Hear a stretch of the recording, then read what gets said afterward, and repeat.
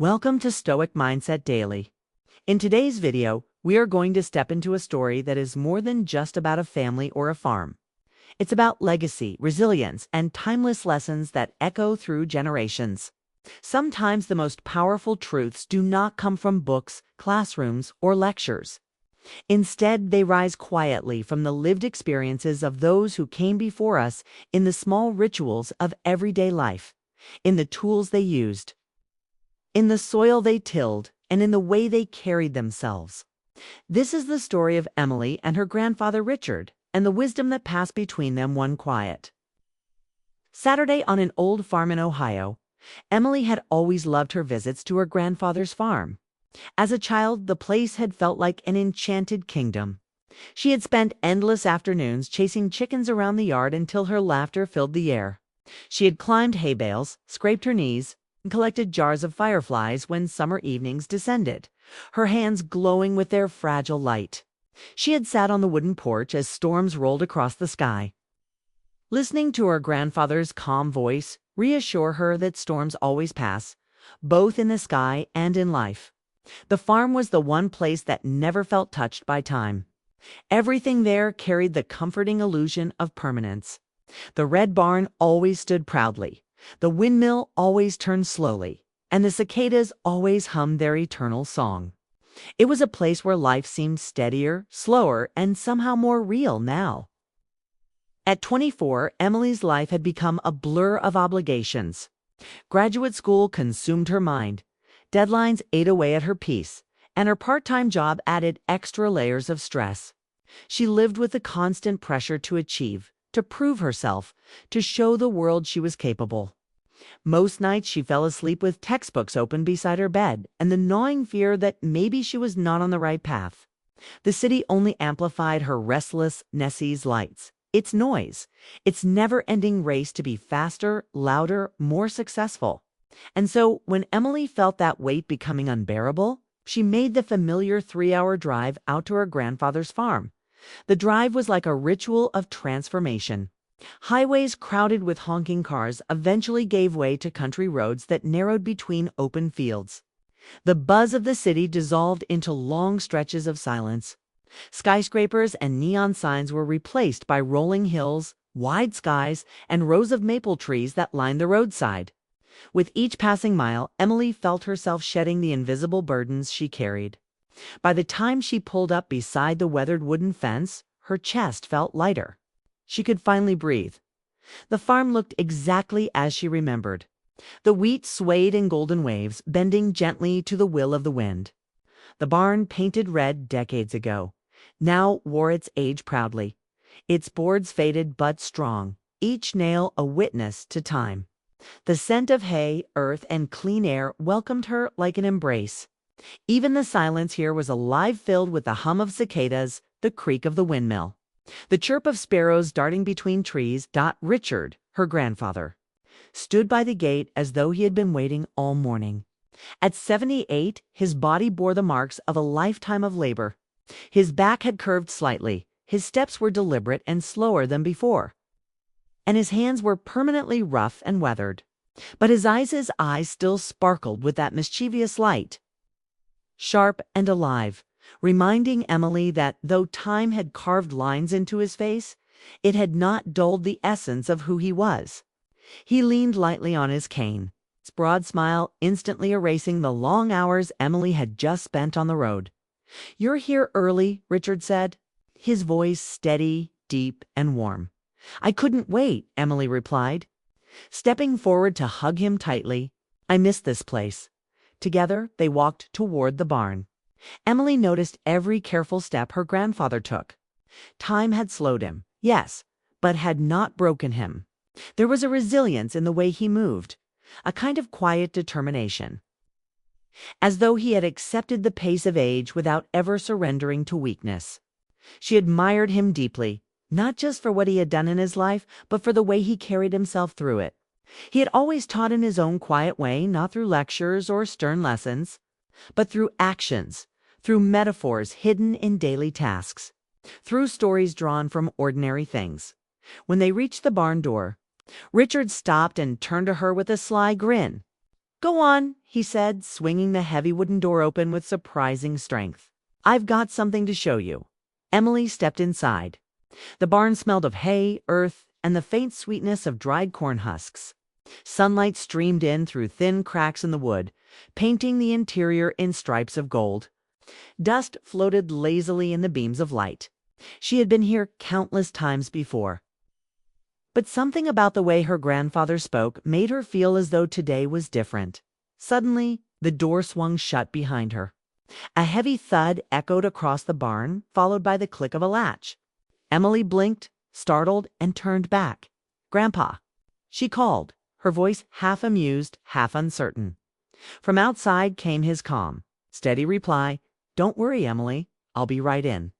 Just wanted to make sure we had some quiet time." Moments later, the door creaked open again, and Richard stepped inside. In his hand was a small lantern. He set it on a wooden crate, and its glow filled the barn, soft and golden, revealing the rows of tools that hung neatly on the walls. Each tool shone faintly, not from newness, but from years of care, as though Richard had polished them not just to preserve their usefulness, but to honor their stories. "I locked it," Richard said, noticing her raised eyebrows. "Because sometimes, if you really want to learn something worth remembering, you've got to shut out the noise of the world." Emily smiled, shaking her head. "So this is a lesson, isn't it?" Richard chuckled. "Always is." And with that, their day began. For the next several hours, Emily followed her grandfather around the barn. He moved slowly but deliberately, pointing out tools as though they were old friends. He picked up a wooden mallet, its handle smooth from decades of use. "This one helped me build the chicken coop when your mom was just a little girl," he said. "Every tool has a story, Emily, and every story has a lesson." Emily listened closely, her eyes fixed on him. She knew he wasn't just showing her objects, he was passing down wisdom in the only way he knew best. One by one, he lifted saws, hammers, plows, and other tools, each accompanied by a memory.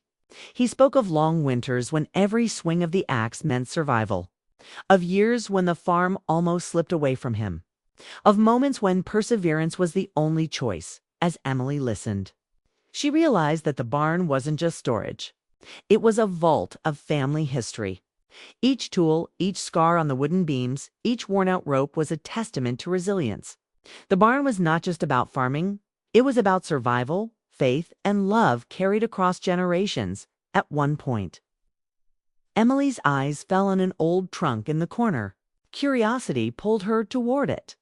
She opened it gently, the hinges groaning, and inside she found photographs, letters, and keepsakes. She held up a faded photograph of Richard as a young man, standing proudly beside her grandmother.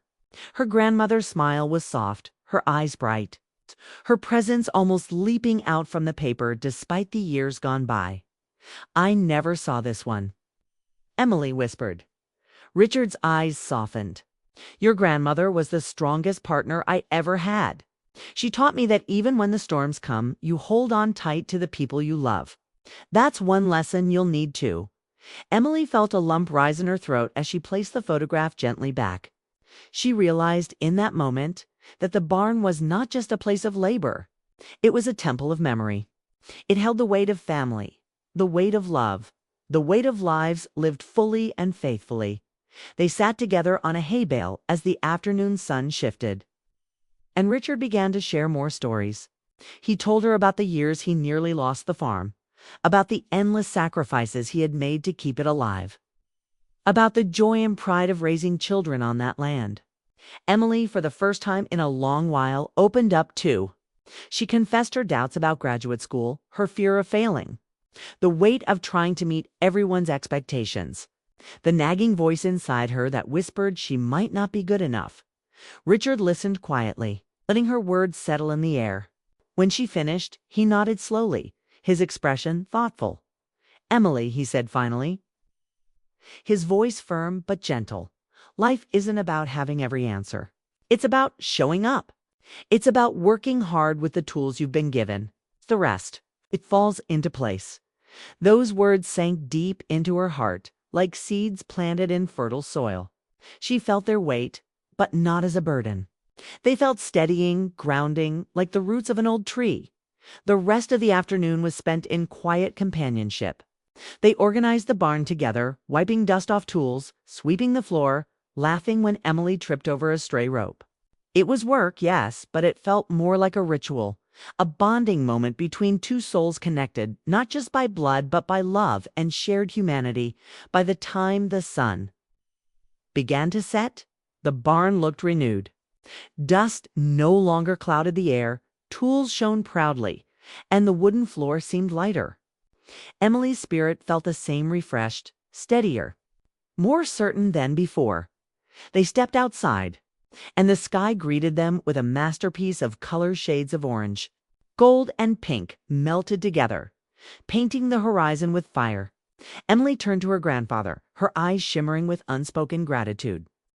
"Thank you," she said softly, "for showing me your tools, and for showing me what really matters." Richard pulled her into a gentle embrace. "That's all I ever wanted, Emily, for you to remember where you come from, and to carry it forward." Behind them, the barn stood tall, no longer just a structure of wood and nails, but a symbol of wisdom shared, love remembered, and life honored. As the first stars appeared in the twilight, Emily knew she would carry that day with her forever.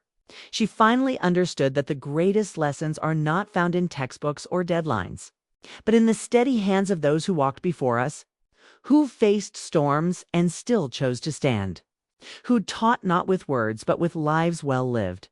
And in that quiet Ohio night, surrounded by crickets and the hum of the earth, Emily felt at peace. She realized that life's answers don't always come in lightning bolts or loud revelations. Sometimes they come in barns filled with old tools, in the smile of a 70-year-old farmer, and in the silence of lessons understood by the heart. Before the mind can fully explain them, she knew she would leave the farm different than she had arrived. She would carry the memory of her grandmother's strength, the resilience of her grandfather, the lessons hidden in wooden mallets and worn-out saws. She would carry the understanding that storms pass, that love endures, and that showing up each day with courage and honesty was enough. And as she drove away the next morning, with the fields stretching endlessly on either side, Emily carried not just memories, but a way of life's stoic mindset that would guide her through every challenge ahead.